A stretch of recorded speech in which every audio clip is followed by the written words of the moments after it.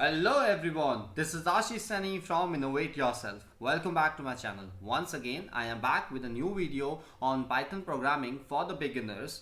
In today's session, I will show you that how you can link your Postgres database to the Python programming. So in short, what exactly we are trying to do today is that we will be completely setting up the Postgres, plus we will also see that how you can run the multiple commands that you can execute in the Postgres through the Python programming. So simply we will be using the Python programming to execute all our queries of Postgres in the Python programming. So that is all that we will be covering in today's session.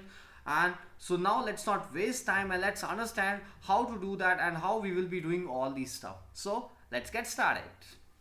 Alright, so first of all, what exactly we want to do is we just want to check that whether we have the Postgres installed on our system or no. So to do that, you can see on your system that I'm having a terminal over here. I'm opening the terminal over here, and for that I'm simply running a very simple command, and that is psql, which is a short form for Postgres SQL, which is SQL, right? So that is what I want to do. Now let's run it. Okay, so you can see psql error fatal role Ashish does not exist. So you can see that Postgres is not installed on my system. So that means firstly what I have to do, I have to install Postgres on my system, and then I will be able to work on the Postgres. So let's see how to install that. So for that I require some commands, and to do that I already have some commands with me which I have to execute one by one so that I can install Postgres onto my system, and further I will be installing, or let's say further I will be linking my Postgres to my Python programming so that I can run the queries from there only. So that is all I have to do, and for that I already have the commands in my Sublime, which is an editor. So you can see these are some of the commands which I have to execute. So firstly I will be updating the libraries, right? So let me first run this, and after that I will be running my second command, which will be used to install the Postgres plus the postgresql-contrib. So I will be installing them. So once this is done, now run it and say yes. So it will install all of them for you, and after that the last thing is just activate it. Alright, so now run the last command.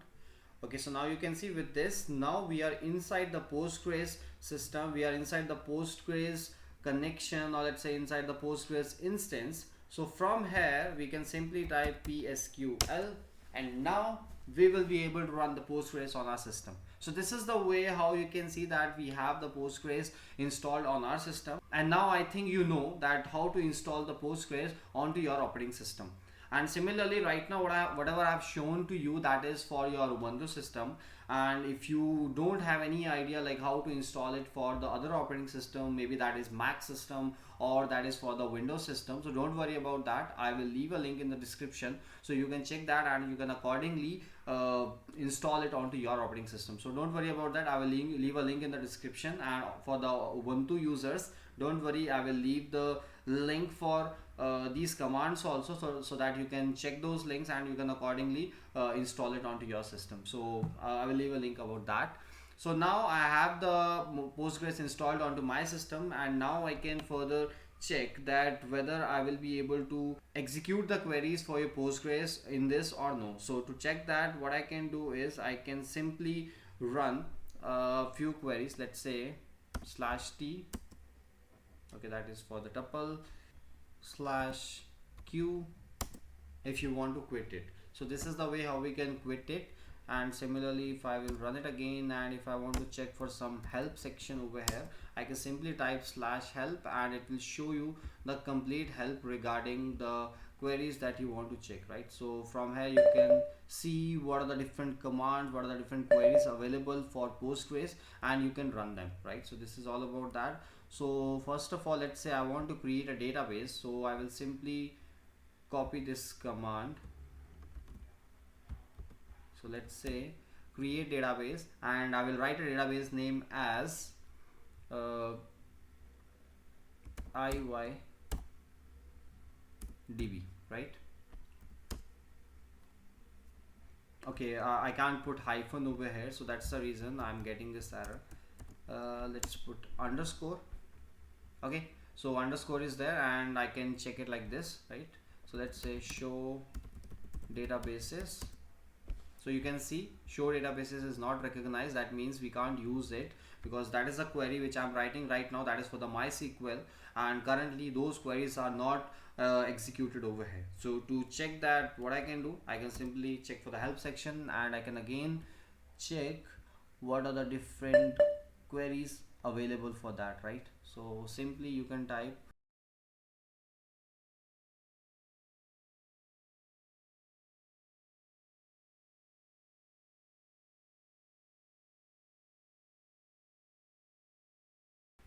Alright, so you can see /l is used here for the list of databases. So with this we can directly check what are the databases which are available and how we can use them. So that's totally up to us, like how we are going to use it.